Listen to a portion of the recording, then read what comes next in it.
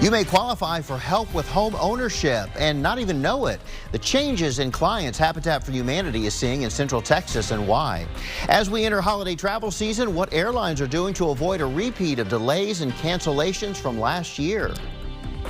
And we're gray and drizzly heading into the evening. We'll track a storm chance tomorrow ahead of a big change to your Thanksgiving forecast.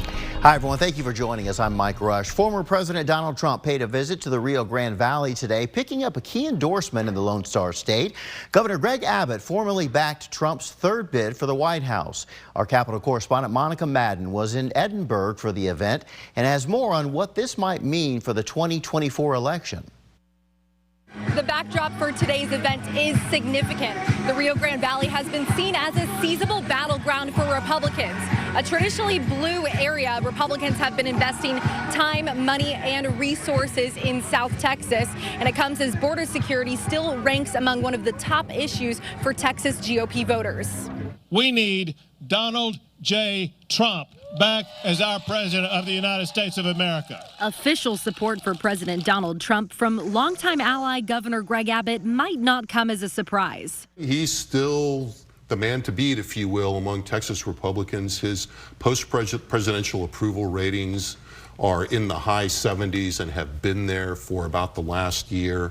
But amid the former president's legal battles, other former allies are turning to other candidates. Most recently, Governor Kim Reynolds of early voting Iowa endorsed Florida Governor Ron DeSantis in his bid for president. I'm honored by the governor's endorsement. That's a big endorsement. He's not free and easy with endorsements.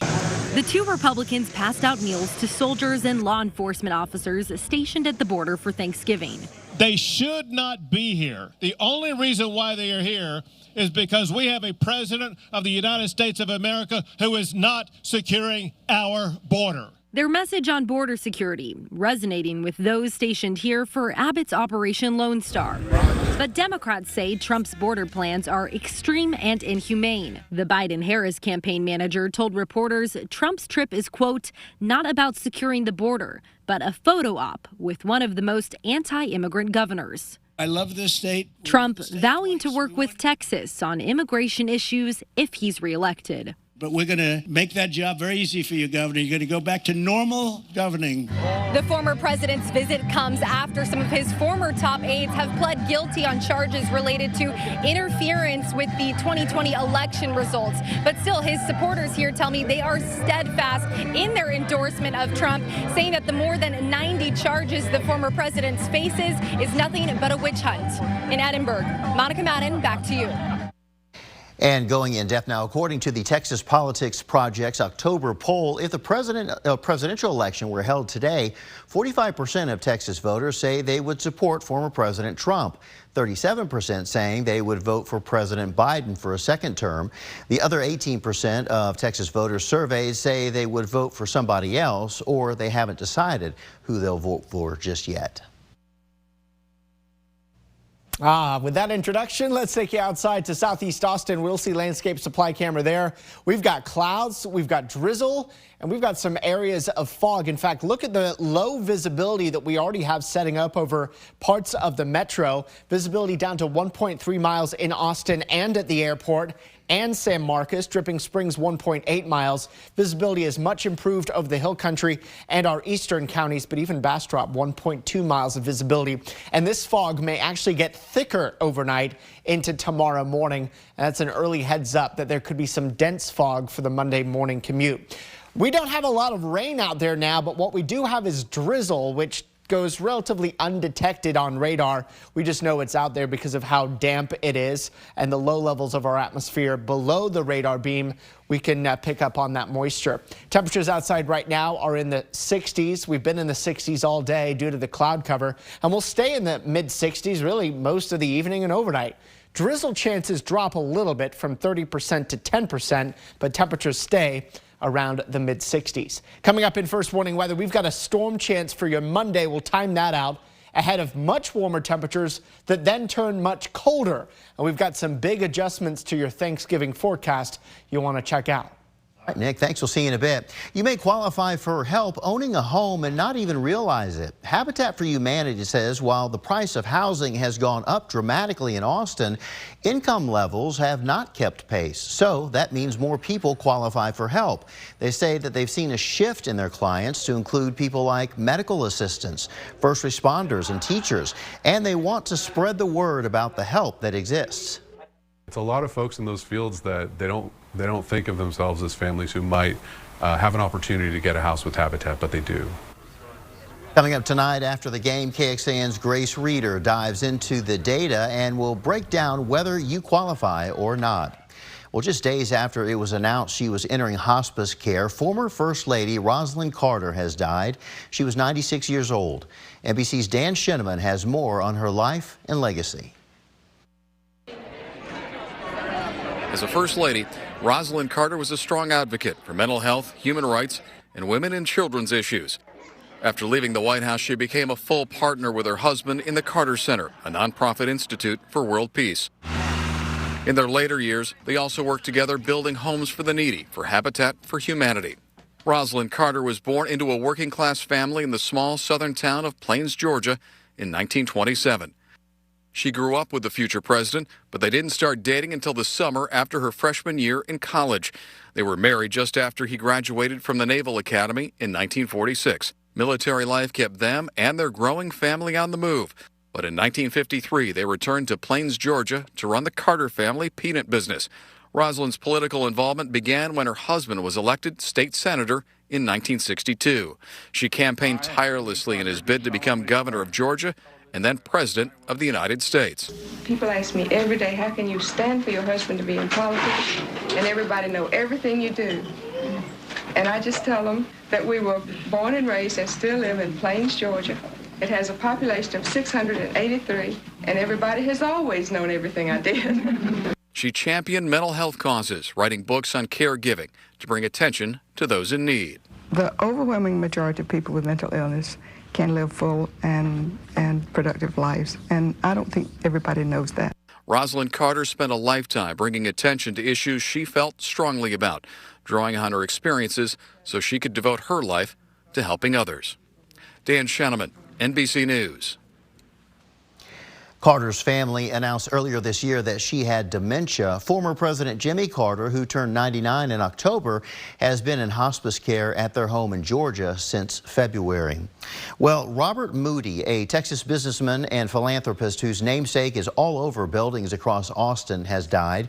He was 88 years old. The Moody Foundation gave over $200 million to UT to help support colleges, programs, and venues across campus, including the Moody College of Communication and the Moody Center. In total, the Moody Foundation has contributed more than $1.7 billion to various Texas organizations, according to a press release from UT. Still to come, a holiday break from food inflation costs. Why you may notice a dip in how much it'll cost you to fill up your Thanksgiving dinner table. And Austin Travis County EMS needs more recruits, how many EMTs they're looking for, and some of the positions they have available. There's a big need for local first responders, and today some gather to tout the rewards of this demanding profession. Austin Travis County EMS was at the Texas EMS Conference at the Austin Convention Center today. They were there to recruit and to show off some of the gadgets that they have, such as drones, ambulances, and realistic training mannequins. It's all an effort to bring in more recruits who are ready to jump into action and help the community. To be an emergency medical technician is a huge privilege, in my opinion, because we are allowed to go out and we're allowed to help the citizens of the city and be available for them in their times of need when they don't know what they need. Austin Travis County EMS needs about 100 field and communications EMTs, and they also have direct hire positions for clinical specialists and paramedic certifications. Noticeably chilly day here today with clouds and drizzle and a couple of showers in the mix. High temperatures only got to 64. Check out how much rain we had here today. Sure, the amounts weren't huge, but Many areas got at least a few hundredths of an inch of rain in the Hill Country and the Metro, including 800ths at Camp Mabry, 600ths at the airport. It was drier in our eastern counties. Got the opportunity for a little more rain tomorrow and some big adjustments to the forecast. We'll show you those and how they affect your Thanksgiving in First Warning Weather. You might remember last year's holiday travel season was filled with delays, cancellations, and a Southwest Airlines meltdown. Well, this year should be a much different story. According to NBC News, better staffing and scheduling have led to much better airline operations heading into the Thanksgiving holiday. And it's just in time, too, with TSA predicting this will be the busiest Thanksgiving travel week of all time, with 30 million passengers going through U.S. airports. That's an increase of 13% from last year. Lots of things are costing more lately because of inflation, but your Thanksgiving turkey is actually cheaper this year. Turkey prices were higher last year because of an avian flu leading to a shortage, but this year there's a much bigger supply because farmers have raised more birds, fearing that the flu might come back. The American Farm Bureau Federation says the average Thanksgiving dinner for 10 this year will cost a little over $61. That's down more than 4% from last year's record, but still higher than the pandemic. According to Money Geek, the most expensive Thanksgiving gathering is projected to be in Seattle this year, while the least expensive will be in Brownsville, right here in Texas. You got your turkey yet? Have I eaten my turkey yet? No, have you bought it yet? Oh, bought it, yes. We have a smaller crowd, so we only got the breast this year, not the whole turkey. How about you? We got ours, 99 cents a pound, not too bad. Yeah, not too bad at all. So on the topic of Thanksgiving, everybody's looking forward kind of to see what the weather's going to be like, and you're predicting a little bit more chance of rain coming? Yeah, it's the pattern change here seems to time out with some rain potentially here for Thanksgiving. Not the whole day, but we've at least upped the rain chances that day. We'll also take you through a little rain chance tomorrow, too. Let's first take it outside now. It's gloomy and damp in South Austin at the Lady Bird Johnson Wildflower Center, getting some beneficial drizzle. We wouldn't call this rain. It certainly feels like rain, but it's technically drizzle, not the showers being developed higher up in the sky, but the drizzle being developed below the radar beam. Here's the pattern. A warm front is to the northeast of us. So warmer air is going to surge into central Texas, especially tomorrow morning once the winds pick up. And then a cold front late in the day is going to blow in Monday night into central Texas, bringing much cooler air for the rest of the week. So tomorrow, before things cool off, temperatures actually surge. Ahead of that cold front, we actually also run the risk for a few showers or a storm tomorrow morning. Coverage is going to be isolated. A low chance for a stray shower, say before 7 or 8 in the Hill Country. As we approach 9:30, we may see a shower or storm along and east of 35. And I think our eastern counties have the highest chance for some wet weather here tomorrow during the mid to late morning hours, with a few showers or even thunderstorms developing. Now, these showers and storms will turn much stronger to the east of us here tomorrow, but we think generally just a stray storm or shower and non-severe stuff for us tomorrow. Tomorrow afternoon, the sun is out. That's when the temperatures surge to the upper 70s to near 80, and then our cold front comes in Monday night. That'll bring a few more clouds with it too. Let me show you the temperature changes. We're going to stay in the 60s all night long, and that's how we start your Monday morning. Then temperatures surge upper 70s to near 80 by early afternoon, and then as the cold front comes in the evening and the winds start to come out of the north, then the numbers fall. 60s by mid-evening, and then we're down to 50s and even 40s beginning your Tuesday, setting us up for several cool days in a row. So tonight, some areas of fog and drizzle, and the low chance for a very late night shower or rogue thunderstorm. Most of what you're going to see, though, is going to be of the drizzle variety. So a few showers or isolated storms tomorrow morning. About a 30% chance you get measurable rain where you are. And then the sun is out for the afternoon. It'll be a breezy, warm afternoon. And we're up to 79 with a good amount of sun the second half of the day. Then temperatures drop low 60s Tuesday, Wednesday, Thursday. In fact, Wednesday, Thursday, we're barely out of the 50s. Big change, though, to that Thanksgiving forecast. That's because a cutoff low gets developed just to the west of us as we head into Wednesday and Thursday. That low starts to creep into Texas on Thanksgiving, bringing us rain chances before it escapes off to the north and east of us. What that does to your Thursday is rain arrives for the morning, but it should be out of here Thanksgiving afternoon and evening. It's not going to be a washout type of day, but some wet weather is in the cards here for Thanksgiving. So your Thanksgiving weather checklist, we're up near 60 with a 30% rain chance, but some afternoon sunshine here on Thanksgiving. Still plenty to be thankful for. Look at our first warning weather 7-day forecast. See temperatures stay on the cool side of things and then get even colder. We're down in the 50s by next Sunday with more rain.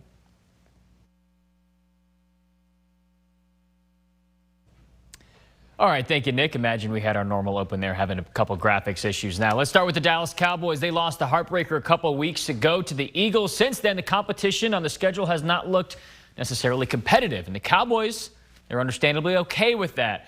Dak and the Cowboys on the road at the Panthers, who are 1-8, not the best record. Scoreless late in the first quarter. Dak to his tight end, not Mr. Ferguson. It's Luke Schoonmaker from Michigan. He's got a big game, his alma mater, next week. 18-yard touchdown as the Cowboys up. CeeDee Lamb touchdown, had them up again. Then in the second half, Tony Pollard, man, he's not been able to find the end zone, but here would not be denied in the early fourth quarter for the 21-yard scamper.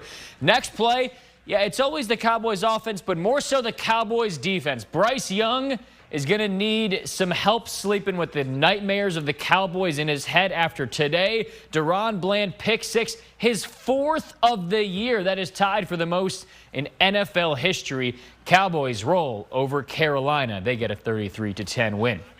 2, the Houston Texans playing at home, not playing basketball, but I'm sure C.J. Stroud will be good at that as well. Against another team with a bad record, Arizona Cardinals. It is Stroud with his team up 14-10 before the half. Deep 40-yard score to Tank Dell. That looks beautiful, even better with those blue unis. And the rookie gets the big touchdown. Texans up 11 in the third. 4th and goal for the Cardinals. Kyler Murray, the elusive quarterback, is back healthy. Scores 2-point conversion is no good. That's important. So it's a 5-point game. 5 minutes left in the fourth. Stroud, man, he's been outstanding this year in the MVP conversation, but picked off for the third time in the game, so the Cardinals have a chance. About 30 seconds left, 4th down. Kyler pressure, just got to chuck it up. Steven Nelson says, get that thing out of here. And the Texans able to hold on. Not Stroud's best game, but some relief. They move on to 6-4. They're up 21-16 in this one. In the college landscape, Iowa State was feeling pretty good going into a night ago, welcoming Texas into the cold night in Ames, Iowa. Talking a little bit of smack pregame. We are glad they enjoyed the lead up to the game. Texas football just rolled the night ago. Defense held Iowa State under 10 yards rushing. Offense highlighted by a couple big plays. That touchdown to Jordan Whittington finally finding the end zone. They get win number 10 in Chile Ames. Remember a couple years ago, it was that really tough one, the Breece Hall game where he ran all over Texas. And last night, Steve Sarkisian knows it was a bit of revenge. That was a long week for us that year, and that was a tough night to endure. So to come back kind of on our farewell tour and to get some redemption here is a big one. Longhorns have not clinched Big 12 championship game yet. They finished the regular season 6:30 Saturday night against Texas Tech. Friday night, excuse me. If they win, they are then in the Big 12 championship game. We're back after this with a crazy day of Texas hoops. Keep it here. Welcome back. A fall Sunday is usually dominated by football, but both Texas basketball teams wanted some spotlight with afternoon showdowns today. Start with Texas men versus Louisville up in New York City. Horns up 9-5 early. Zarek Onyema throwing down the hammer on the alley-oop from Tyrese Hunter. Horns up, but man, Louisville was hanging tough. Right before the half, Texas up 2. On the break, Max Abmas, the star transfer from Oral Roberts, gets it to go.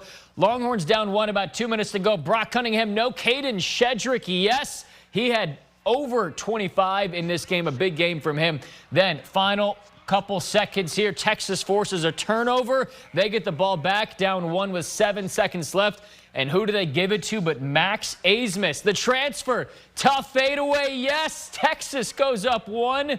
The game winner from Money Max. 81-80, Texas faces UConn in the championship game tomorrow. Let's go to the Texas women. Not quite as exciting. Them hosting Louisiana Tech. They're up 8-0 in the first quarter. Shaylee Gonzalez makes them go up 11-0, and there was a lot of that in this one. 28-10 later in the first quarter. How about the behind the back from Shaylee Gonzalez to Amina Muhammad, one of the many highlights for the Longhorns. And Texas just continuing to roll in this one.